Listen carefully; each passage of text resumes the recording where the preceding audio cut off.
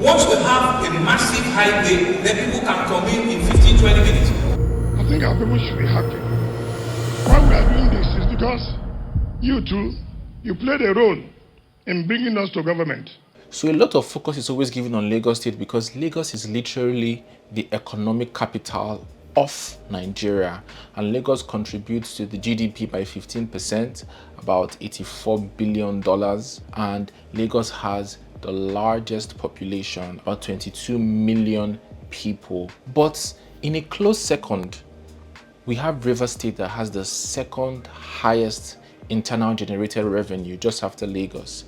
And sometimes having and finding these figures online tends to be difficult. So I'm going to be using 2021 figures, and Lagos State generated internally about 220 billion naira that year, and Rivers State generated internally about 51 billion naira. And Rivers State is the close second, the treasure base of the nation, where a lot of the oil that we sell is being drilled. So it behooves us to pay attention to Rivers State. When I joined real estate, the first and one of the most important calls, very serious calls, inquiries, was a Nigerian in the UK, in the diaspora, and he had 15 million naira that he wanted to put in a real estate investment. And he called me up and asked me, where would you suggest that I put this?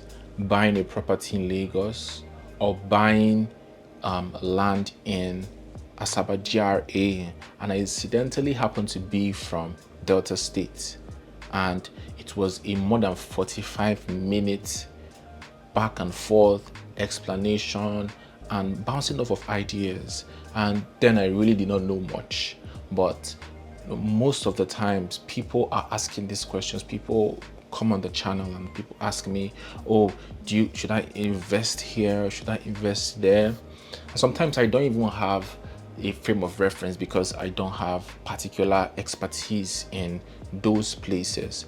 So I'm going to do a comparison between two places that I have some level and form of expertise. I've stayed in Rivers State probably 2 decades of my life, and also I've stayed in Lagos probably up to a decade. And we are going to be seeing which one should you invest in if you have money, if you're looking to invest for various reasons, and most importantly, making a return. So which should you consider, Rivers State or Lagos State? Let's go. Rivers State has an internal debt of about 222 billion compared to Lagos that has an almost 1 trillion naira domestic debt that they are servicing at the moment.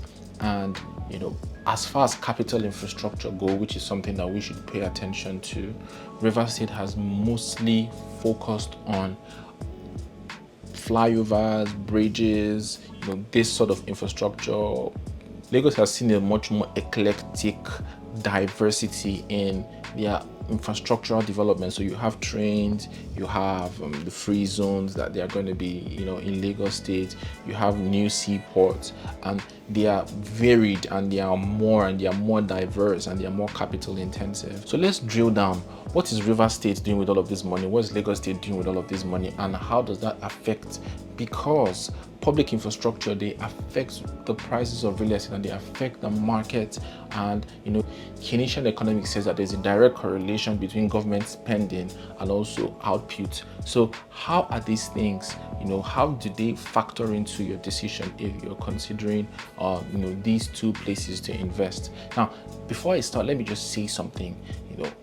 Right now Lagos State is trending because a former aspirant, he actually released information on how Lagos State budget has been, and how spending has been for the past one year and quarterly. And you can see that there's a lot of, irresponsibility in some of those inflated projects, paying for perfume, legal aid, and I'm going to drop all of those links there so that you can see how Lagos State, for those of us that pay taxes in Lagos and live in Lagos, how your government is spending your money. But when I tried to find out about Rivers State, I went to their site. Like I said, most of the information I was seeing was from 2021, but I went to the site and I realized that the site was mostly stock photos and stock images and stock text. So I could not really find anything. So some of those links were leading me to dead ends. And would you believe the only link that actually worked, that you could take me to what I wanted to see, was the link to pay your tax? Obviously, they want so that will work. And I tried to go back to the former admin, the outgoing governor, which is Governor Uche, Yesom Wike, to see the projects on the side, but all the projects I could see was just that of the current guy, Sim Fubara. So, what have they used this money for, and how would that affect your investment decisions? That's what I'm going to be talking about today. The first thing I'm going to be talking about is, like I said, the infrastructural ideology. And so critics have said that there was just so much focus in River State. First of all, on the urban areas, that's Port Harcourt. Port Harcourt is the city, the garden city.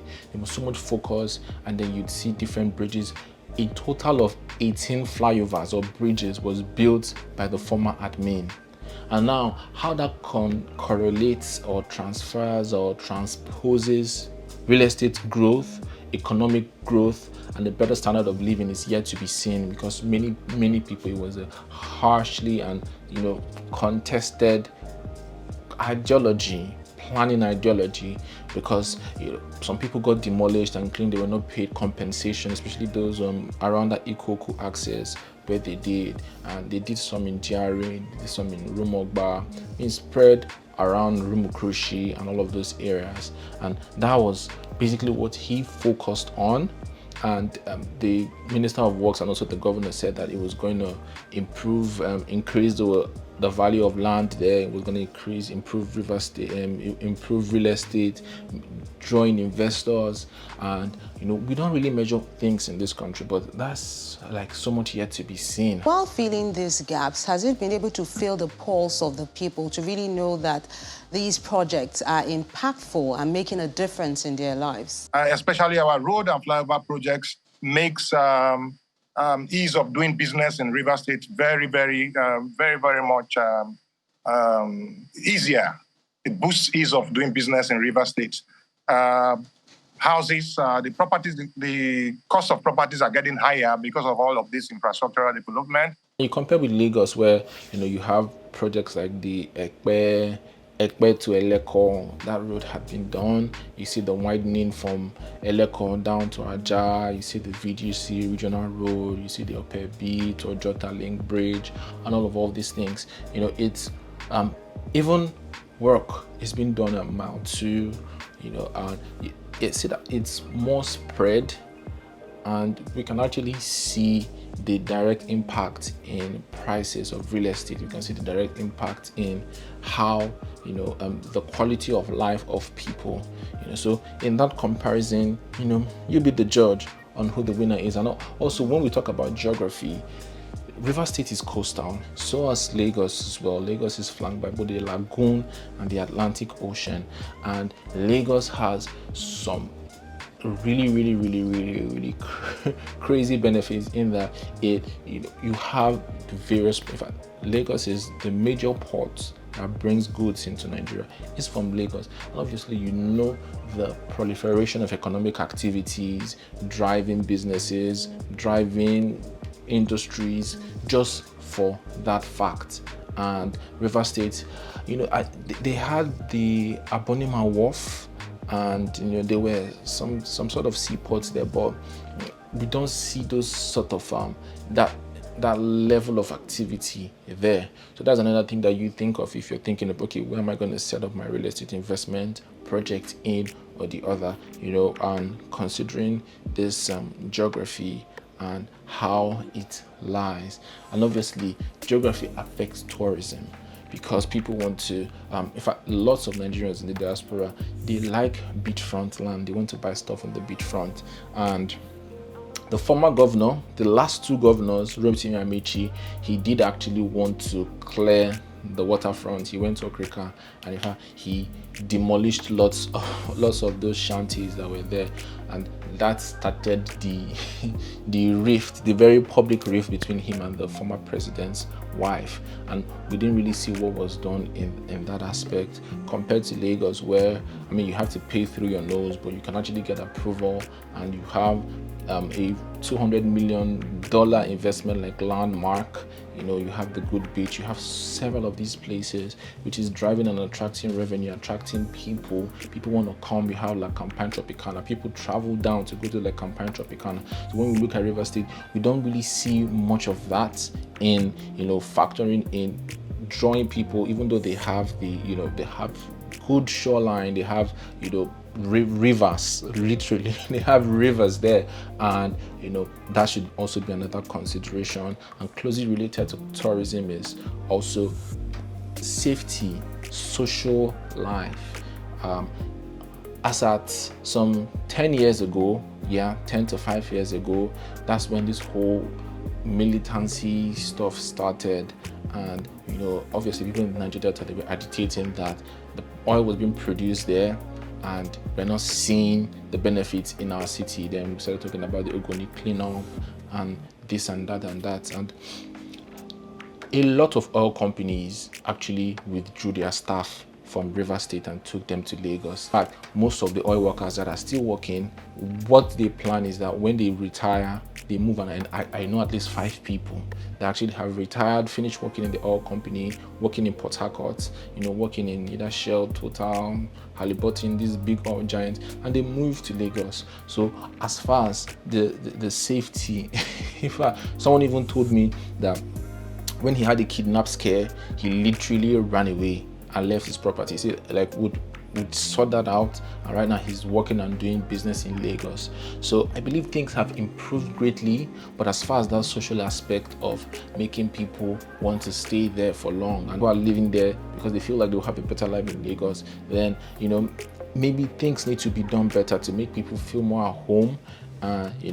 There's the pleasure park, more of those sort of stuff, so that people have like this social congruence, so to speak, in that place. But Lagos has all of those things, and so people would likely see themselves going to Lagos. And I've even had some investors, oil workers in work and live in Port Harcourt that have flown down to Lagos to come and invest in Alaro City. And I know that like River State is supposed to have some of those free zones, and if policy can be driven in such a way that there is those things are being worked on, then I think it will have a better fighting chance. But for now, I think Lagos takes the cake in that it's more social, more heterogeneous, and you would see people probably from every different states coming to stay there just for that social status. Now obviously, let's talk about the population.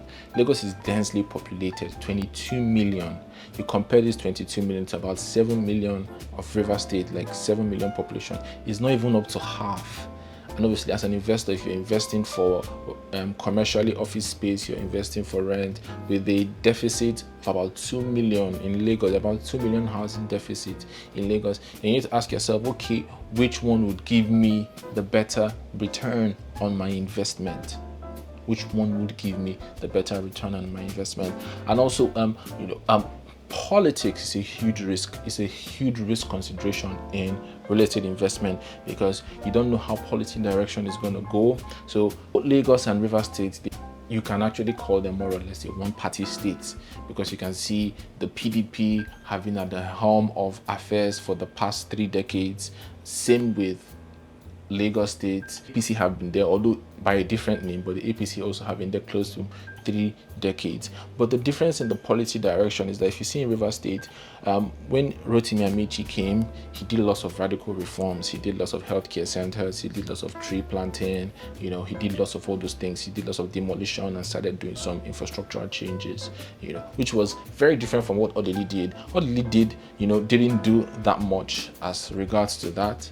And Amechi also came across with the Greater Port Harcourt project. So he proposed a ring road, and also he proposed a monorail for easy access and movement.